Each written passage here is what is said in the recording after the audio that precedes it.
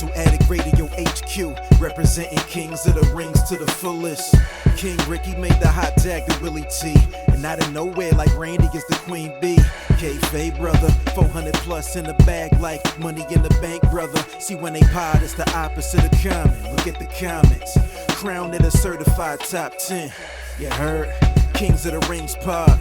Throw up a too sweet when you see the squad. Like a chop in a, I know you feel it. Kings of the Rings are the illest. Kings of the Rings are the illest. Kings of the Rings are the illest.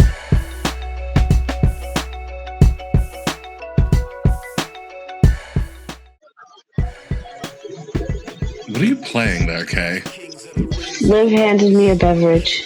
Thank you, Liv. Oh, very nice. Very evil of him. Ladies and gentlemen, welcome the Kings of the Rings podcast episode Thank you. 446. Thank you, Liv. I am your host, King Ricky Rose. We are live right now on YouTube, on Twitch, and on Facebook at Kings of the Rings podcast and at Wrestle Addict Radio. If you like what you are listening to, or if you haven't done so already, please leave a like, please leave a comment, and subscribe to all of our places where you can find us. The links to all of that are in the description below. Most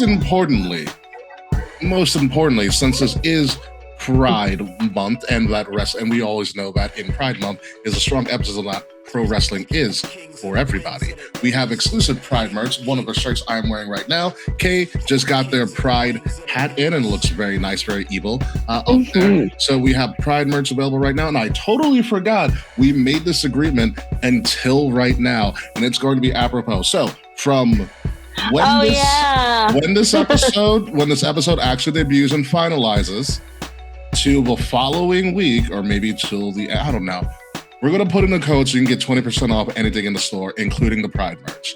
The code is going to be Knicks. Okay. Yay. The code is going to be Knicks. So that's going to be active as soon as this episode officially releases on several days, which is going to be Thursday. On Thursday. The same day as the Knicks parade, baby. The same day as the Knicks parade. So we actually planned this just as I thought we were going to. Yes, we did. Yes, and it's ironically enough, Kay, that it's actually Friday being Juneteenth is my actual theoretical anniversary of me being on the show. It is actually will be, if I remember correctly, 10 years. Happy 10-year anniversary. Since I've done my Juneteenth, since I've been to my first show was Juneteenth, and that's when Dean Ambrose cashed in and won the title. That was the day that the Shield all held the world title. Wow. In the same night.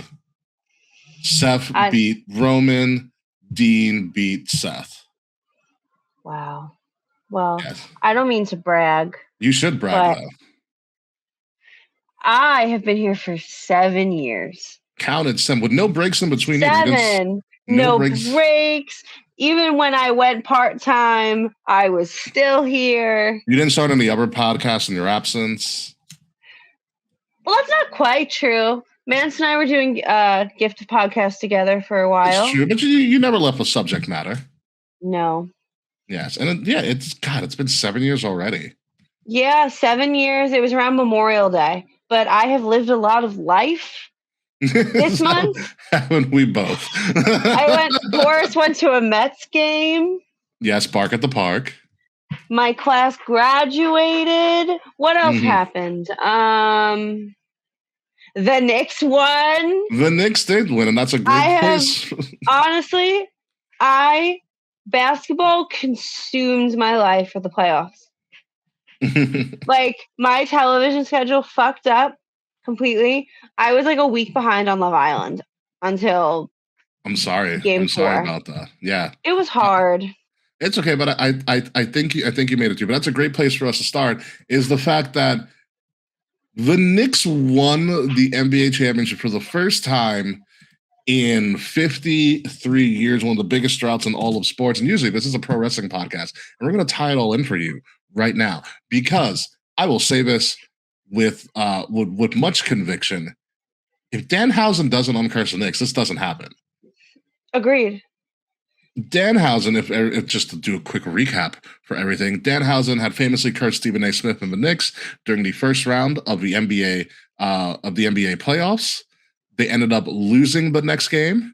Danhausen then successfully uncursed the Knicks, and I think also maybe uncursed Stephen A. Smith as well. The Knicks then went on to beat the Hawks, sweep the 76ers, sweep the Cleveland Cavaliers, and then go up 2-0 on the San Antonio Spurs. And honestly, they probably would have swept the San Antonio Spurs if the harbinger of all things horrible didn't show up for a visit. But the only time we didn't want orange was that day. Exactly. We didn't want that much orange. Too much. Not enough blue. Yeah, nothing to sleep on really. But you know, they pulled. I'm going to say we because I'm not a Knicks fan. I'll be completely freaking clear with that. But they pulled it out. New York has been on fire with the World Cup. And now the Knicks winning. New York is literally the place to be right now. Honestly, yeah, it is so fun here right now. We were in the streets. The Knicks won. Boris had his leash on. We were outside. Mm-hmm. People were dancing, cheering, singing, stealing stop signs, setting buses on fire. Yeah, a couple, some petty offenses here and there. You know, it happens. Casual. It's celebratory behavior. Plus, it's casual behavior compared to other places like I don't know Montreal, Philly. Yeah, we're classy on our celebration and debauchery. Yeah, we keep it good. Anywho, it's one of the crazy things to think about when you think about Danhausen's involvement and how this become a giant thing. There is multiple shirts of Danhausen the Knicks as WWE has entered this impromptu partnership, as Kay is wearing one right now. You know, it's very comfy, actually. Very evil. When they won the championship, they made more Danhausen merch. There are talks about Danhausen and the Knicks and WWE in a multi-year partnership of some sort. Danhausen has gotten so big, he is officially invited to the parade that's happening. The Fan, the famous New York sports radio station, the Fan invited Danhausen. Mm-hmm. I just read it before we went on air officially that Danhausen has officially requested a ring. No. Well, yes, he requested the ring, but he also has now requested a 1-day contract with the Knicks so he can retire as a champion. As he should. He saved my city. Thank you, Danhausen. Exactly. And you're proving my point, Fred. Montreal riots when they win a regular season game. That's true. So it's weird to think that a couple of months ago when Danhausen debuted, he had, I would say, one of the worst debuts ever. Yeah. It was bad. I was one of the only people that liked it. Well, because you had a little bit more insight of who Danhausen is, and it was one of those things where Danhausen had an AEW stint and didn't really go well, as most original AEW signings didn't really pan out, besides a select few. Mm-hmm. He's been on the indie scene for a while, so he had a following, but he didn't have a mainstream following. And WWE was the perfect platform for him to do this. And then the I don't know, it's divine intervention or cursing, but the whole you're cursed, you're uncursed, and the Knicks going on this run, you can't explain it by any metric. It is magic. Yeah, it is absolutely magic. And to be honest with you, and when you really think about it, okay, I think Danhausen is arguably the most important signing in the TKO takeover of WWE. I would agree. I think he knocked out the park. So over. I remember a couple weeks ago, I was talking about WWE superstars that I could see, say on the Minute Maid bottle, on a Slim Jim commercial, like mainstream crossover appeal. Danhausen, with his magic with the Knicks, has proven that he can do other shit than just WWE. Mm-hmm. He has the opportunity to do something great. And he can just keep healing teams. He could be some kind of sports miracle worker. Come help the Jets, maybe.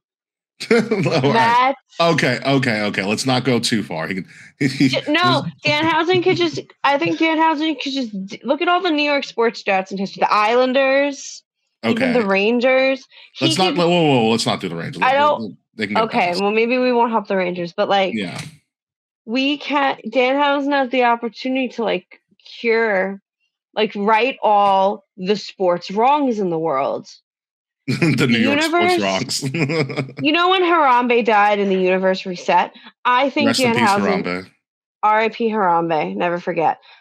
Danhausen has reset the Harambe timeline with the Knicks winning the championship. He could be. At this point, he needs to appear in Avengers Doomsday. Danhausen will next be seen in Avengers Doomsday. Yeah, he'll also want to bust Danhausen in City Hall. It's possible.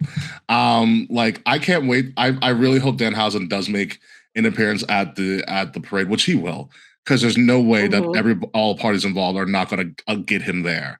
So I wonder if they got a balloon together in time. Who knows? Anything's possible with that much money running around right now. The great part about Danhausen was, so Jalen Brunson, arguably the greatest Knick ever at this point, they asked Jalen Brunson about the Danhausen curse thing during the playoffs. It's been over 50 years for Leap just saying Danhausen. And Jalen Brunson wouldn't acknowledge it at all. He's like, I don't know what you're talking about. Didn't say a word.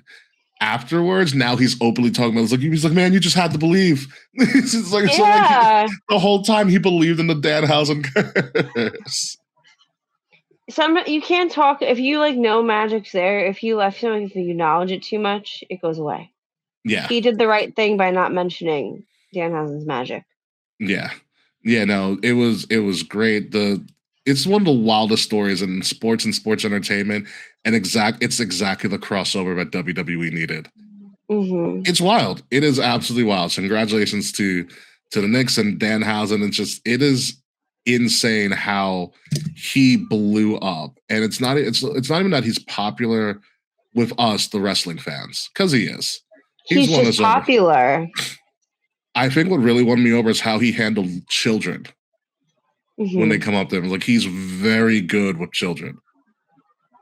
Like, very, very good. And it's like he hits on all cylinders. It is awesome to see. So congratulations, Danhausen. That and New York Knicks. And do not forget, folks, hit the code Knicks for 20% off till the end of Pride Month or whatever I'm going to do. But it'll be 20% off for everything in the store when it hits that. So now Danhausen is very bad, very evil, but he's very good and very awesome. But now we're actually going to move to somebody who's very bad, very evil, and we will be no longer seeing for the foreseeable future. Ladies and gentlemen, it has been reported about an hour before we went on air that one of the most polarizing figures of the modern day wrestling, Tessa Blanchard, has personally requested to be released from TNA. This is pretty much breaking news at this point, at the time that we are recording this episode. So here's what I know, and it is what is speculated. It is speculated that Tessa Blanchard, who was signed to TNA and had a contract with TNA, was also still working under CMLL. You might know CMLL because CMLL is also the rival to AAA in Mexico. CMLL also has a working partnership with AEW. Okay. And as we know, TNA has a working partnership with NXT/WWE. You can see where this might start to be a bit of a conflict for people, especially CMLL. It is rumored that apparently CMLL wanted her a little bit more, and it was a conflict with the scheduling and stuff. And she was given potentially an ultimatum from what I've been reading, and the ultimatum was like him or me, essentially, like a very Love Island thing with the theme from CMLL, and she decided to move with CMLL. She asked to release from TNA. TNA granted her release. Bye-bye. Yeah. So it's yes, Bing Bong, it is dead. Bing Bong, the chin is dead. That might be our show title, is Bing Bong. Actually, you know what? Yes. Bing Bong is the show title. So yes, Tessa Blanchard, who at one point was going to go down in the history books and still might as the first ever female to win a heavyweight championship of a pretty major promotion without the title of women's champion. She was just going to be heavyweight champion and the main person of the division. And she achieved that. Unfortunately for her, her sins of the past came out at the same time too. And she was forever marred in that controversy that was pretty much legitimate according to everybody involved who had firsthand experience of this. And she's never risen to the heights that she was going to rise to in all of pro wrestling, and it's completely her fault. Yeah. You know, Here. You reap what you sow. You know, it was a shock when in 2024 TNA brought her back to begin with. We all thought this was a bad idea. And it was proven. It was weird. It was proven to be a bad idea. There is heat that you can get as a performer, and it's great heat. This was not good heat at all. No. This is horrible, horrible heat. It makes it worse that even with her time away initial, eventually came back to TNA, there was never at any point in time an acknowledgement of accountability for the things that she did and said to her fellow performers and fellow and other performers of color. Mm-hmm. And it just made her worse. I remember when we were at Slammiversary, she was booed out that building. Rightfully so. Absolutely. I was glad to do it. Yeah. Yeah. I'm surprised TNA had her lasting for almost over a year. Yeah. But at this point, she is no longer with the company. Again, this is very fresh. So things could change. I doubt this will change. She is now officially going to be on CMLL, which does mean there is a possibility she shows up in AEW. So I'm very interested to see how AEW potentially handles this situation. Do we think AEW would actually put her on TV? I don't think Tony Khan's that bold. Tony Khan's bold, but I don't think he's that stupid. Yeah. You know, and when you think of like the AEW fan base versus the WWE fan base as a whole, the AEW fan base is a lot more in tune. They're a lot more marky. They are a lot more in the know of what's going on in the business, you know, in the locker room. Mm-hmm. So I think her showing up, she will not be welcome by the fans in particular. Like, I think it would be an absolute bad move. I understand the CMLL partnership, but you can work with like, hey, we'll take these people, but we won't take her. Yeah. You know, deal. And listen, hopefully this will be the last time we ever talk about her on this show. We can only hope. Yeah. Again, it is in some lights, it's a tragedy of pro wrestling. But yeah, you know, you read what you show. She was right there to being literally an all-time, like she would go down in history books as something so significant and like a groundbreaking in a you know, perception changing moment in wrestling. Mm-hmm. And just like that, it was gone. Yeah. And now she will live in infamy as a cautious tale. Mm-hmm. You know, so Bing Bong, Tessa Blanchard is no longer with TNA. Yeah, it's no longer with TNA. Now, speaking of going on an actually great redemption arc, Chad Gable. Okay. What's he up to? So from doing things horribly to doing things the right way, this for me, Kay, is probably the most interesting story that WWE is telling currently right now. So, so Chad Gable has appeared, has reappeared on SmackDown and on Raw as himself. So so the first appearance, or the first person he went to Ray Phoenix. And Ray Phoenix said, he went to Ray, he goes, hey, when I first started playing El Grande Americano, it was to mock you guys and to mock the Lucha Libre culture. And then the more I did it, the more I learned about the culture and what it means, and I have a growing respect for it. And he goes, and I just wanted to approach you and say that I'm sorry for what I did. Wow. we love growth. Only in WWE because you get an apologetic white man. Anywho. For real. It took accountability. So then Ray Phoenix says, I accept your apology. We're good, but you know there's someone else you have to talk to. So then the next week on Raw, he talks to Penta. Oh, shit. So then Penta is like, and I could get this order wrong, but he goes to Penta, and Penta's like, I accept your apology, but if you really want an apology, there's someone else you have to speak to. Then he goes to Rey Mysterio. As he should. Now, especially that he's a GM on AAA. Yeah, so he says his apology to Rey Mysterio, and Rey's like, I accept your apology. We're good. You know, but there's still more people you have to apologize to and work your way back to. And pretty much Chad Gable, like the more he's taking accountability, the more he realizes that he has been just kind of a dick to all these people. So the next on his list now is like Maxine and formerly Alpha Academy. Oh, cool. So that's where he's going. And during this whole time, the Luchadors have now been trying to help Chad Gable out. You know, during his matches between, so that Ethan Page and Rusev don't team up on him as much. So listen, it's one of the better stories that we've done here. Like the Grande Americano, like he admits it's a very kind of breaking the fourth wall moment where he admits we booked this angle as a joke. Yeah. You know, like we booked this as a pure joke. I'm surprised they even admitted that to begin with. Mm-hmm. And it just whoever wrote the second part of it was perfect. Like Chad seems extremely sincere because I think he is. I think he actually did learn something while he was there. Yeah. You know, and this is fun. It kind of makes me wish that Chad was in the King of the Ring tournament because it would have been killer. Like they need to start pushing Chad to the moon. Yeah, I think that would have made sense for him to win King of the Ring right now after being. He would have been a shoo-in. Yeah. He would have been a shoo-in. They gave him a little bit of a new theme. It's really good though. I like it.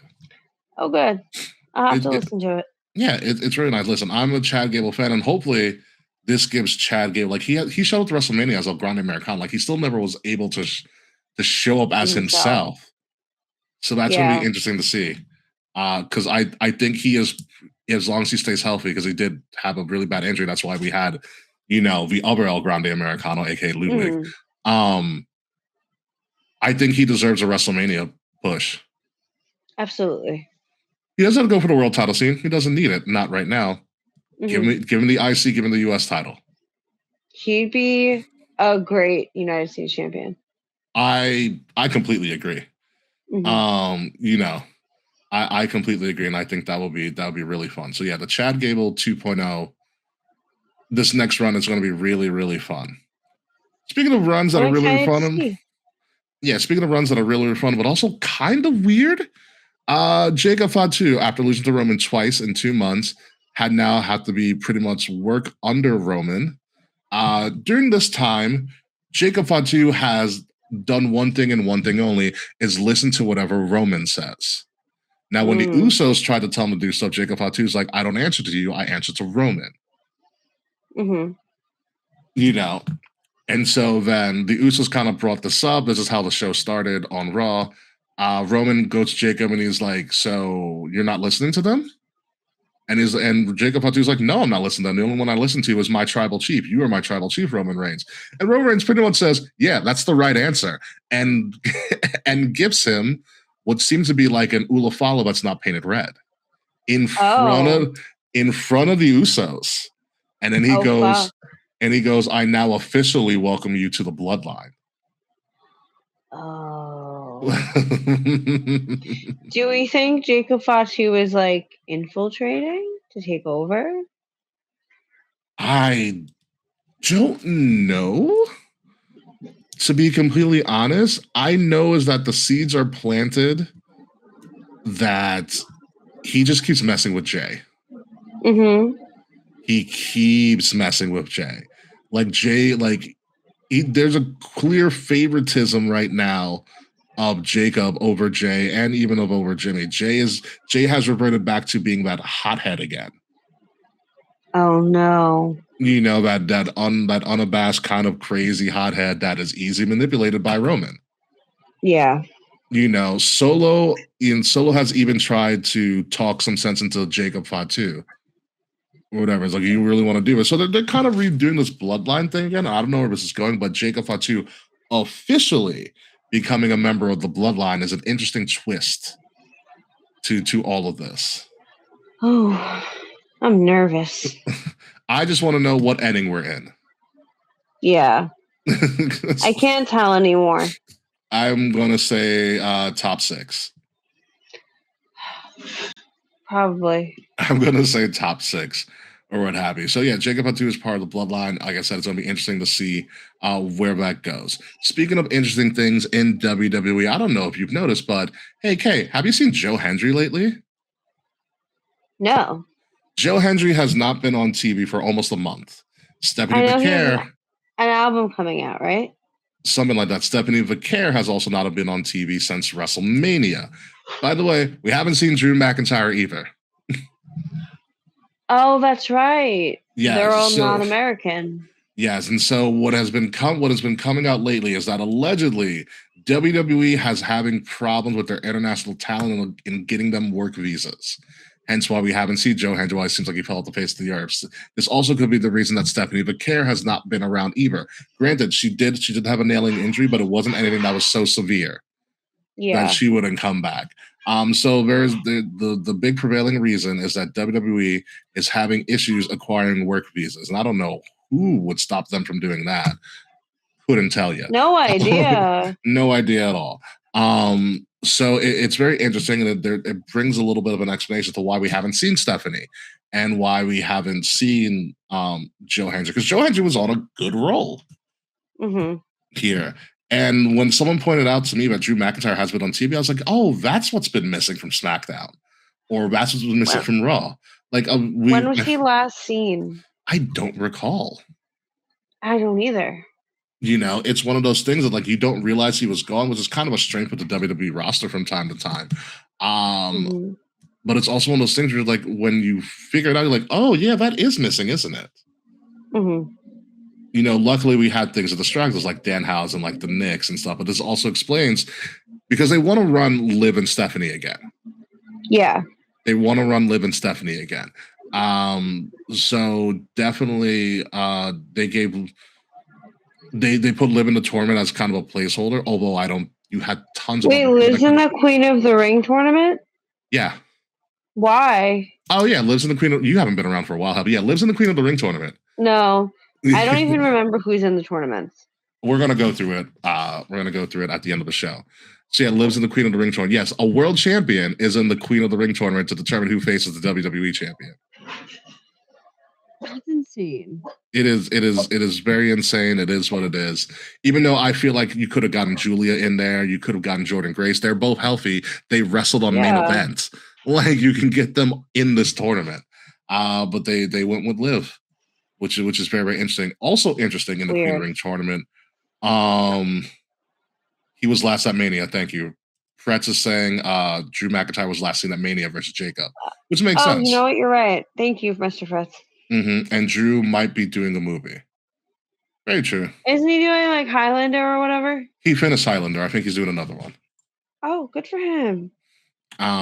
So there's that. But there is alleged some work visa issues for some of the talent as well with that. So hopefully hopefully a lot of this will be settled by the time SummerSlam rolls around, but we shall see with that. But moving over to AEW, the greatest of all time has finally made her return. No belts though. No belts, but Mercedes Mone, my number one, has returned. Goth baddie. What's up? Goth baddie. Kind of, actually. In a weird way. Mercedes Moné made her surprising return to AEW. This has kind of been set up, or it looks like it was perfectly set up, even though I kind of threw it out there because when Willow Nightingale got injured, they needed somebody to replace Willow because Willow Nightingale's injured and it seems to be really bad. And so they had a wild card spot, and they didn't announce the wild card who was going to face off against Persephone, I believe. And turns out the wild card's Mercedes, and what a perfect time to come back. Mercedes is the reigning Owen Hart Cup champion, so technically she still has that title. And now, and if she wins it again, she would be going to the Fender. She would be going to the Fender Championship and then get another championship opportunity at All In. So Mercedes is back. I see her when we go through the tournament in just a little bit as the front runner to win this whole thing again. I will say this, she came back. She looks fantastic. She looks great. Everything 10 out of 10. Yeah, the look that we have right now is like drop my pen. The look that we have right now on the screen, as long as everybody can see it, we did have some issues last week. But the look that you have right now, this is her return look. Like I said, she looks fantastic. She's done amazing work outside of AEW. Apparently, she also like does music too, which is kind of crazy. Mercedes makes her own music. Something like that, yeah. Ooh, good for her. She's a freaking walking enterprise. CEO. It's true. It is crazy to think that when you think of all the people and all the big names that went from WWE to AEW, Mercedes might end up again being the biggest one and also the most successful one based on what she did for the global business of women's wrestling, which I don't think we understand just yet. Mm-hmm. Like at all. Like what she did, having all of those titles, touring the world as champion for all these promotions, getting eyes on talent that would never gotten eyes on them if she didn't wrestle them, is something that's kind of nuts. Like I do know there's a story of she faced somebody, I think at House of Glory, but after that match, WWE contacted her and was like, "We want to give you a tryout." Wow. You know. And she pulled it off, even though a lot of people hate her for it. But when you really look back at it and look at this run, not even the AEW run, her AEW run is fantastic. Like the first go around and beating everybody except getting the title, it plays in so poetically. Yeah. You know. But everything outside of it, she really has done amazing with the platform she was given. Yeah.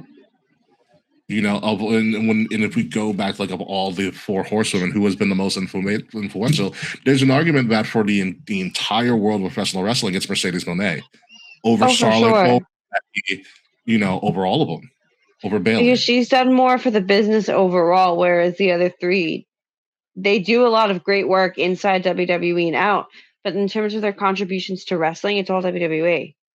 Correct. And she bet on herself, and she's won. Mm-hmm. She's won, and good for her.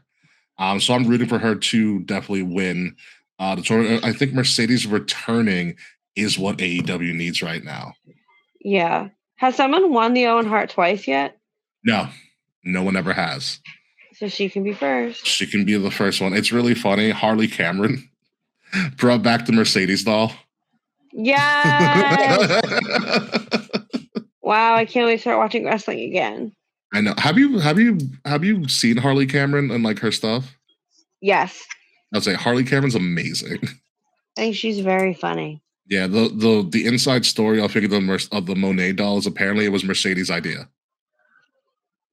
I love that. To bring out the Mercedes Muppet, which is absolutely fantastic. So welcome back to the CEO. And let's move on to the Owen Hart tournament just to show you where we're at. So the tournament finals for AEW's Owen Hart tournament on the men's side is set. So the finals are going to be what Will and I predicted a couple of weeks ago, will be Will Ospreay versus Swerve Strickland at Forbidden Door. Winner of that gets a world title shot at All In, presumably against Maxwell Jacob Freeman, MJF. All In is returning to Wembley Stadium at the end of August. And we'll talk about this a lot more next week as we're going to do a massive prediction show next week. So sorry in advance, Kay. It's okay. I'll keep winning. Dude. Yeah. So, because next week we are doing Forbidden Door, we're doing Night of Champions, and Great American Bash are all on the same weekend. That's homophobic. And yes, it's the New York Pride. I'll be doing none of these pay-per-views. And I'll be in Atlanta for almost all of them. Hell yeah. So yeah, Will Ospreay versus Swerve Strickland. That's going to be an amazing match. Amazing match. I will say quickly right now, unless my mind changes after watching some AEW, Will Ospreay's winning this thing. It's 1,000,000%. On the women's side of the tournament, they're in the semifinals. Mercedes Renee is facing Kazuki, who I think is from CMLL, and Maya World, who also had a pretty good run is facing off against Athena, the ROH Women's Forever Champion, because I don't know, she has no competition in the Ring of Honor and she doesn't drop the goddamn title. Be it as it may. Here's what I'm calling for this one right now. We'll have the updated bracket probably next week, obviously, because these matches are going on this week on Dynamite and Collision for the women's. And it's based on how I saw them before. I think we're getting Mercedes versus Athena. I agree. They wrestled in Owen Hart last year, and they were an opening match on Dynamite, and they tore the fucking house down. They are so good. The sequel might be fun. The sequel might be fun, but I think it's going to a bigger story here. I think All In is finally the time where we are going to get where AEW's investments are going to pay off. Mm-hmm. Because think of it this way, within I think 2 or 3 months of each other, they spent multi-million dollars to acquire Will Ospreay and Mercedes Mone, because Mercedes Mone wasn't cheap and neither was Will Ospreay. Yeah, it's a lot of money. They spent a lot of money on them. And Mercedes, I think, got a little bit bigger a lot quickly because she's more of a veteran. She knew they kind of played into her thing really well. Will Ospreay had the sideline injury, decided himself with the injury. So he had to take time off, but now he's back. I think at this time they're both ready. I think we're getting 2 new champions at All In. I think Will Ospreay takes it off of MJF. It's the perfect storm. You're in Wembley Stadium. MJF is easy to hate outside of New York.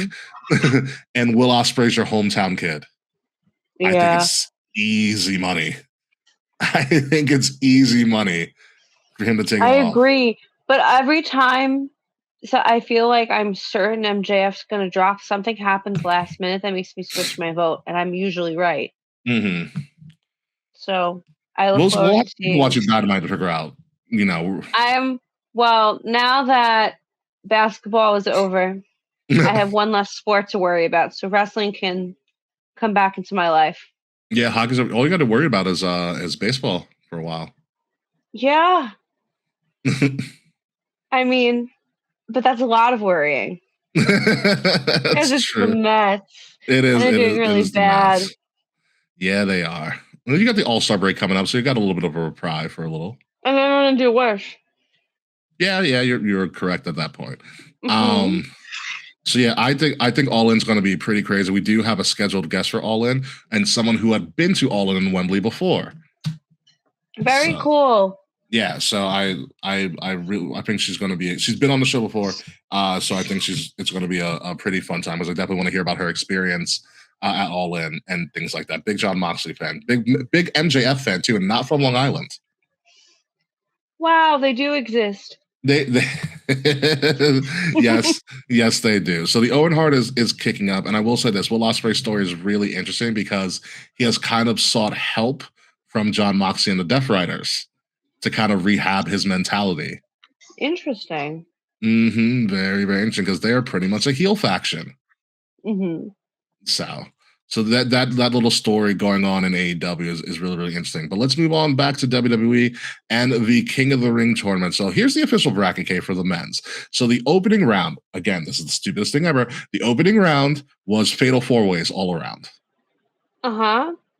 Then from the fatal 4-ways, you went to one-on-one semifinal matches.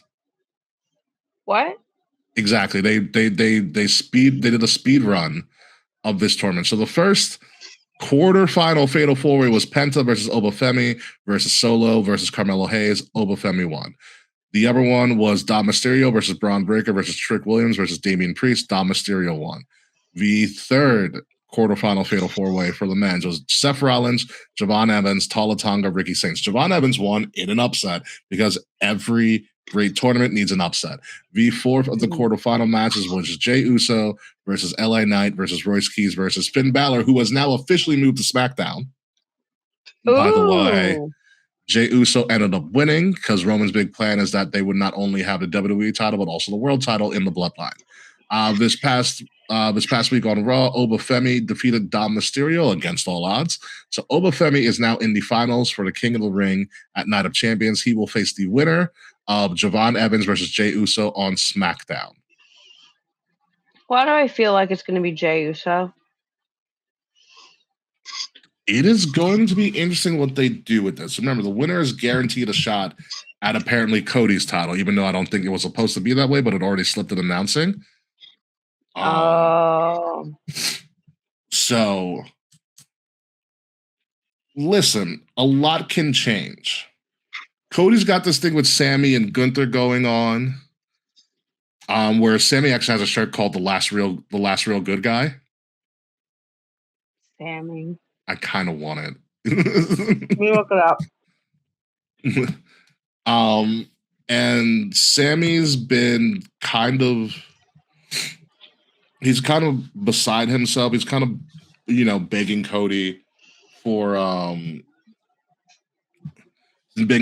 title shot, but Gunther wants a title shot. You have the whole Gunther with the foot on the ropes thing that he's bitching about, which, by the way, Kay, just to inform you, even if you watch it on Friday, Gunther, well, no, if you watch it this Friday, Gunther has gotten a world championship rematch against Cody on Friday on SmackDown. It was agreed that Gunther can pick the stipulation, and he picked that Sami Zayn is a special guest referee. Oh, fuck. So there is that. But okay. Back to King of the Ring, Obafemi. So it's weird because Obafemi's either going to win and challenge Roman in my ideal world, or he's going to win but Brock attacks him. In that case, he beats Brock one night, he beats Roman the next night. Again, this is an ideal world. Or he loses because Brock attacks him. That's probably gonna what's happened. I forgot Unfortunately. You almost forgot English. It's okay. I was enjoying my burrito bowl. Yeah, all things lead to Brock, unfortunately, but shouldn't be a thing, but apparently it's a thing. I would love for Javon. I would love Javon versus Oba at Night of Champions. I think that'd be really cool. I would like the NXT. Yeah, the NXT callback would be really great to watch. But Javon, if Javon is essentially your tournament Cinderella, him beating Jey Uso is the perfect move then. Yeah. Because then you create tension in the bloodline. I would like to excuse me. I'm very You're gonna get fancy. I was speaking, I had to burp. I want Jey Uso to lose. I like Jey Uso losing too. I need him to not be in the everything all the time. You don't need to be in King of the Ring and the biggest storyline in WWE at once. You can do other stuff. Yeah, Jey Uso losing also creates good controversy within the bloodline. It's easy. Roman's like, I told you to get it done. You couldn't get it done. You couldn't beat this rookie. Yeah. You push Jey down the pecking order. Jacob Fatu rises up a little higher. Boom. Yeah. It works. It's an easy story to tell if you're looking at all sides of it. But that is the King of the Ring tournament. We're going to go now to do the Queen of the Ring tournament as our final slide for you. So here's what we've been looking at in the Fatal 4-Way. So Liv Morgan beat Becky Lynch, Alexa Bliss, and Chelsea Green to move over to the semis. Again, wild thing to say. Charlotte Flair beat Sol Ruka, Lyra Valkyria, and Jade Cargill in a Fatal 4-Way. So they teased Jade and Charlotte for a hot second. Bless you. Io Sky beat Roxanne Perez, Julia, and Lash Legend to advance. And Raquel Rodriguez beat Bailey, JC Jade, and Kiana James to advance. This past week on Raw, Io Sky defeated Raquel, which I was kind of upset about, to advance. Yeah, I thought Raquel would be in the finals for this. I thought so too, especially because you could have had the potential of Raquel versus Liv in the finals for Judgment. They need us. I hope Raquel needs a really big push in some way, shape, or form. Yeah, I feel like been stagnant for a long time. Ever since she got the Fight Bigger critique, she's gotten really good, but they're not doing anything with her. Her performance has excelled so much. Yeah, I mean, he's not there. We easily could have gotten Raquel versus Rhea for the WWE title at SummerSlam. Easy. That's that's a no-brainer. But WWE can't seem to get to that conclusion themselves. Especially when you tie in the fact that Raquel would have the opportunity to do something Liv couldn't, and that's beat Rhea. you create that tension. But now Io's going to face the winner of Liv or Charlotte. Ideally, I think we're getting Io versus Charlotte, which would be tons of fun. That's a great match. And in that instance, Charlotte Rhea Part 4, I think, would occur. Because it's an easy story to tell, and they work really well together. Yeah, I agree. That makes the most sense to me. And I told Will, and I'll tell you this, my gripe with this tournament is that it should have all been one-on-one matches. Yes. That, gives you weeks of television. They had enough time to do all of this, and especially they don't have other shit planned for anything else. They did the tournament They did the tournament in 3 weeks, so that the go home week next week they can just hype up these championship matches. But you don't need to do that. It's already going to be hyped if you do these one-on-ones. They did essentially what if it was one-on-one matches. They did a 4-week tournament in 3 because they rushed the first round. No need for that. No, not at all. I was not a fan of it, but it's interesting to see where they go. They have a lot of choices. This is the tune-up for SummerSlam. It's going to be in Saudi, so it's going to be at 1 p.m. On a Saturday. This? Night of Champions. No, what day? The 27th of June. Oh, maybe I'll find time since it's during the day. It's during the day. So, I might see it when I'm in Atlanta, depending on how we are. If there's time, yeah. Well, the event, the event's Friday night, so it's gonna be great. I hope so. I gotta finish this goddamn speech. But be that as it may, as you're about to head to the villa, but we've completed everything. Is there anything we're missing in the world of wrestling, Kay, that I've totally forgotten about? What happened? Jelly Roll's getting divorced. I mean, it is. It's wrestling news. He's a wrestler. That's true, and unfortunately, Logan Paul returned to TV yesterday. Boo. Yeah, he didn't wrestle. He was on a cast, but I was like, really? It's annoying. They tried to get Javon Evans to join the Vision, which I was like, that's a weird take. Ew, no. I don't think there's any actual real wrestling news that I can think of. Outside of a Tessa thing, which is late breaking. Even this Jelly Roll shit I found out during the show. That happened earlier today too. So good for them. Yeah, but the Tessa thing was a pretty big deal. Logan Paul returning is also kind of an annoying, pretty big deal. Yeah. But I will say that I got to catch up on my AEW. NXT's starting to cook with these new acquisitions. They're getting some character now. Before I fell off of wrestling because of basketball, I was really getting into NXT. It's been so good. And now I have no idea what's going on anywhere.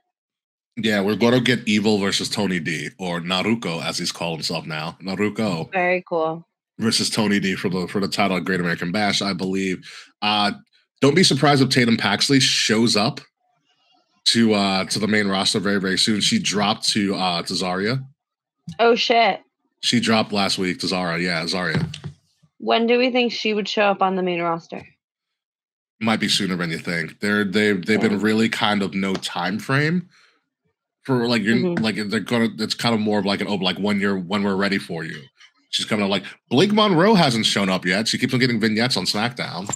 Yeah, I've been wondering if she had shown up by now. Still nothing. Still nothing. However, she has. This is an interesting thing that I didn't really cover on the main part of her show, but as we BS for a little bit more, Tiffany Stratton is now a Twitch streamer. What? She now streams. Tiffany Stratton streams. Streams what? She's streaming content when she's not wrestling. So they allowed Tiffany Stratton to have a Twitch stream. She's had Javon Evans on. Okay. She recently had Blake Monroe on. Mm-hmm. Which apparently, according to when she was, and Blake Monroe messed with her, she stuffed Tiffany's face in a cake. But apparently, according to Blake Monroe, they are eliminating her vanity entrance. Oh. For the main roster. Interesting. I was like, that's what made her entrance really cool, though. Well, They probably don't have the budget for really, They really have the cool freaking budget. Stop it. Well, they need to give Danhausen that money to keep helping New York sports teams. Yeah. Monroe is training with Veer. Stop it, Charles. It's giving Emelina. Oh, that was a shame. Yeah. That was a shame. God, Emelina. Jesus. But yeah, no, that's the big thing, is that whenever Blake Monroe shows up, we're not getting the vanity mirror, which I'm very upset about, because exactly, that's what made her dope. That encompassed her character perfectly. Mm-hmm. It's an IKEA mirror. Stop it.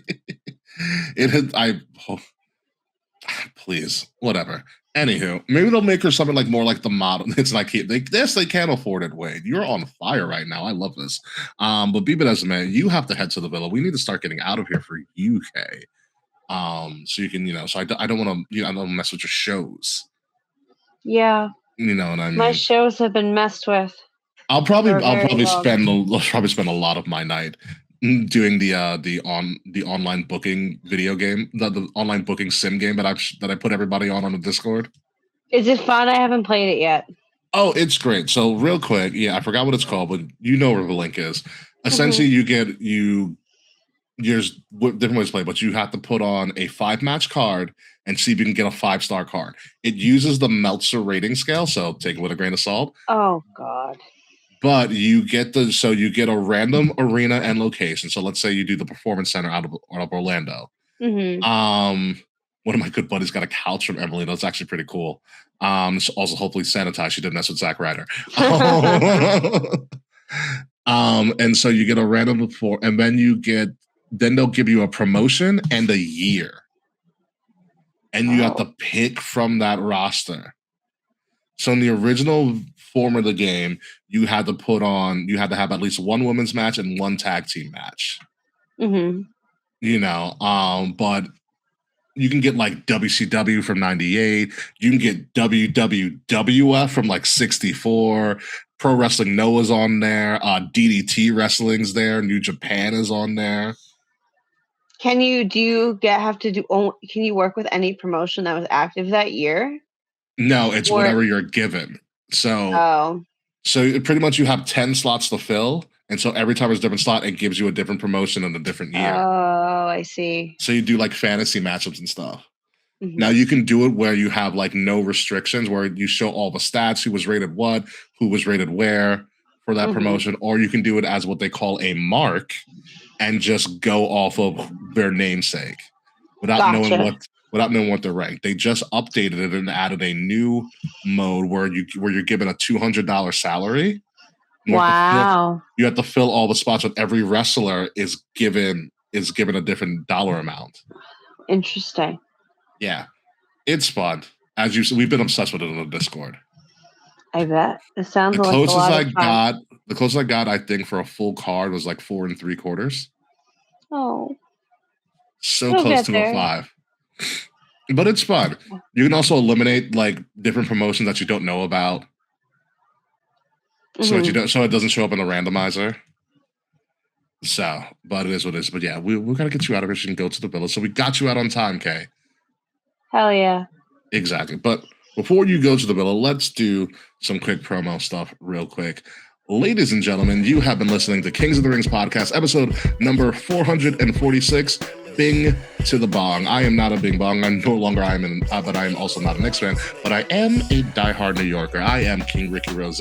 You can find me at Ambassador Biggs across all social media outlets. BIGZ Ambassador Biggs. Find Kings of the Rings podcast at KOTR _podcast across all social media outlets. Like, share, subscribe, leave us 5-star reviews, leave some comments. If you haven't done so already, please, I'm begging you. The links all of that are in the description below or on this QR code that is right above my head. If you are listening to us a little bit later, make sure you're listening to us on Wrestle Addict Radio, the cure for the common wrestling podcast, and follow Wrestle Addict Radio socials at addict_wrestle on Twitter or at Wrestle Addict Radio, all one word, everywhere else. Again, the links to all of that are in the description below.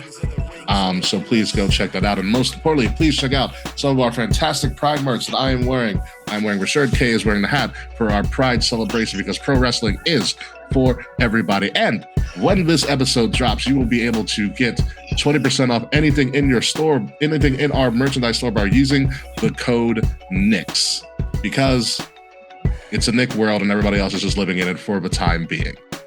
So again, folks, use code Knicks for 20% off everything in the store, including the Pride merch when this episode drops. Thank us later. We have been getting some Pride merch sales, though, so it's been really awesome to see.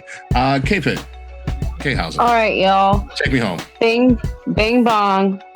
Fuck your life. My mayor is Muslim.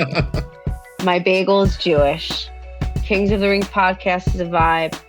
Nixon 5. Nixon 5. You can find me on Instagram at KAE_FABE.